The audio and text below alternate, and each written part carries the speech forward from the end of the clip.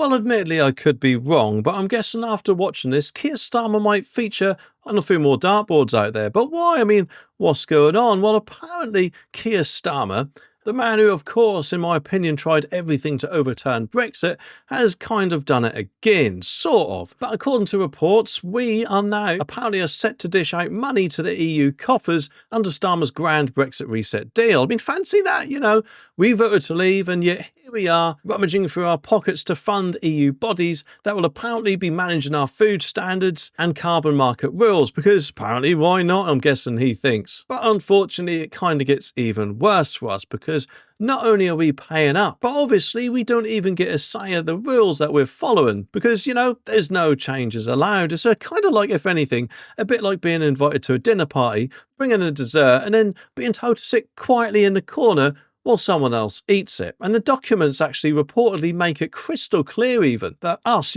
Britain, will be blocked from making any changes to the rules. And in fact, if anything, should have been a wake-up call to Keir Starmer, but it obviously wasn't, was it? But Dame Priti Patel, she didn't exactly hold back on this either. She said Starmer has turned Britain into a real taker from Brussels, which is kind of right, isn't it? She has turned us into that once again. It's almost as if, isn't it, that Starmer woke up one day and thought, do you know what would be fun? Ignoring, actually, the democratic will of the British people. I think I'll do that. And perhaps try and slip in through the EU's back door. Let's face it, I think he's got probably quite a lot of experience with that, although admittedly I could be wrong.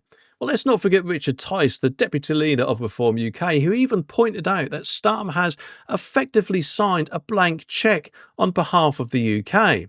And that is because there's apparently no clear agreement on how much we'll be paying. Just a casual, well, we'll sort the details out later sort of thing. So he signed something without even agreeing a cost, which is absolutely ridiculous, isn't it? Because, of course, I'm guessing it's the Labour way, isn't it? Who needs financial prudence when you can just wing it and agree to everything the EU masters say, eh? Apparently, though, under this genius pact, which if it is anything but, in my opinion, will follow EU food standards and even answer to the European Court of Justice, which, let's face it, we shouldn't even be answering to because of Brexit. But, of course, he's dragging us back in, and nothing screams sovereignty more, I'm guessing, than being told what to do and bossed about by the very institution we voted to leave. But unfortunately, it doesn't even end there.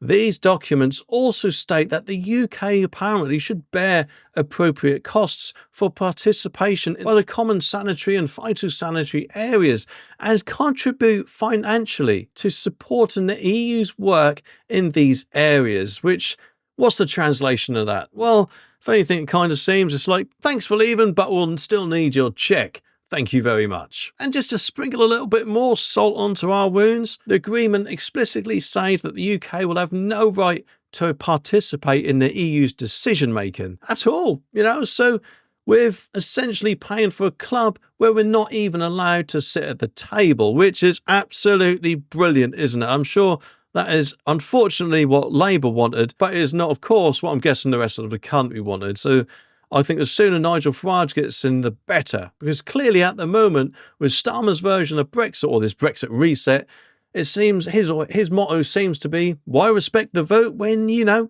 can just ignore it, and that is not good enough.